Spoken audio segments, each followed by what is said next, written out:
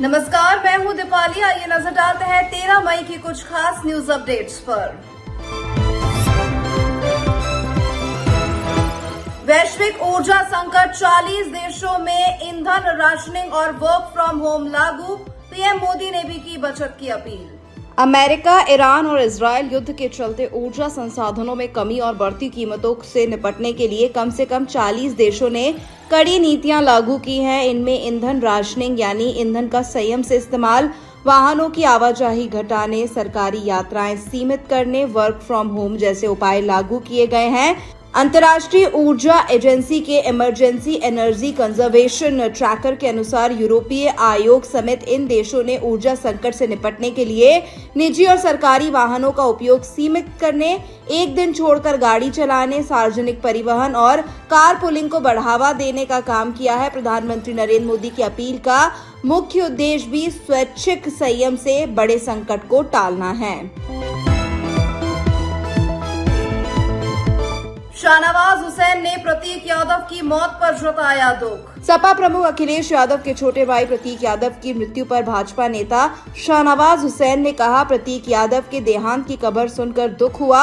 उनका पोस्टमार्टम भी हुआ है, इसके बाद में कारण पता लगेंगे। इस दुख की घड़ी में हम परिवार के साथ हैं। देखिए, प्रतीक यादव जी का देहांत हुआ है, ये सुनकर काफी दुख हुआ है और उनका पोस्टमार्टम भी हुआ है और वजह जो है वो उससे पता लगेगा, लेकिन इस दुख की घड़ी में हम सब उनके परिवार के साथ हैं। सीएम हेमंता बोले, असम की सुरक्षा और पहचान हमारी प्राथमिकता। असम के मुख्यमंत्री हेमंत बिस्वा शर्मा ने कहा, असम की पहचान और सुरक्षा हमारी पहली प्राथमिकता है।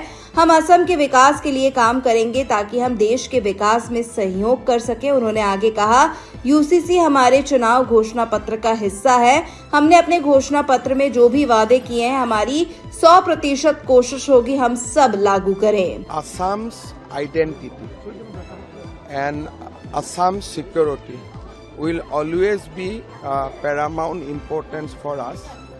We will also work to develop Assam in a way so that we can contribute to the growth of the nation. So our politics will be evolved around the identity of Assam and Assamese people, and of course for the development of Assam. This is a part of our election manifesto. So every point, not only UCC, whatever we have mentioned in our election manifesto, will try 100% to implement each and every word we have mentioned in manifesto, including UCC. प्रतीक यादव के निधन पर पहली बार आया अखिलेश यादव का बयान।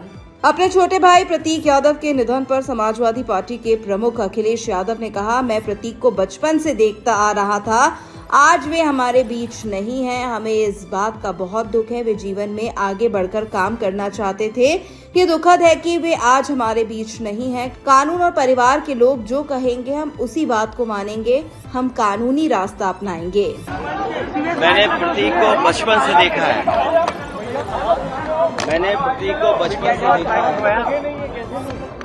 आज वो हमारे बीच नहीं है, बहुत दुख है। बचपन से ही उसे स्वास्थ्य के प्रति, अपने हेल्थ के प्रति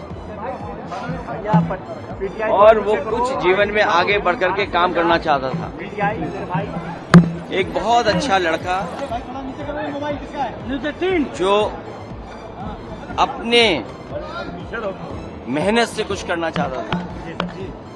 बहुत दुखद है वो आज हमारे बीच नहीं है। अखिलेश जी, लास्ट टाइम आपकी बात कब होनी चाहिए? जांच होनी चाहिए। मौत होनी चाहिए, आपको लगता है जांच होनी चाहिए? स्वाभाविक है कि जो कानूनी और जो कानून कहता है और जो परिवार के लोग कहेंगे, उस हिसाब से हम लोग मानेंगे बात। यूपी सरकार के मंत्री दिनेश प्रताप सिंह उज्जैन महाकालेश्वर मंदिर में भस्म आरती में हुए शामिल।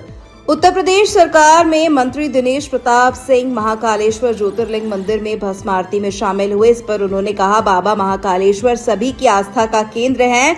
यहाँ से सभी को ऊर्जा और आशीर्वाद मिलता है। मैं यहाँ बाबा से प्रार्थना करने आया था कि प्रधानमंत्री मोदी और मुख्यमंत्री योगी आदित्यनाथ के नेतृत्व में हम उत्तर प्रदेश की बेहतर सेवा कर सकें। मैंने रायबरेली, उत्तर प्रदेश और देश के कल्याण के लिए प्रार्थना की है। देखिए, भगवान महाकालेश्वर भारतवासियों, सनातन धर्म में आस्था रखने वाले सबके आस्था के केंद्र हैं। सबको ऊर्जा मिलती है, सबको आशीर्वाद मिलता है। मैं भगवान महाकालेश्वर से प्रार्थना करने आया था कि हमारे देश के यशस्वी प्रधानमंत्री जी के संरक्षण में, उत्तर प्रदेश के यशस्वी मुख्यमंत्री जी के नेतृत्व में उत्तर प्रदेश की सरकार उत्तर प्रदेश वासियों की बेहतर सेवा कर सके। इसकी प्रार्थना, इसकी मंगल कामना मैंने भगवान से प्रार्थना की है। जगत का कल्याण करें, हमारे उत्तर प्रदेश का कल्याण करें, रायबरेली वासियों का कल्याण करें। न्यूज अपडेट में फिलहाल इतना ही। मुझे दीजिए इजाजत। नमस्कार।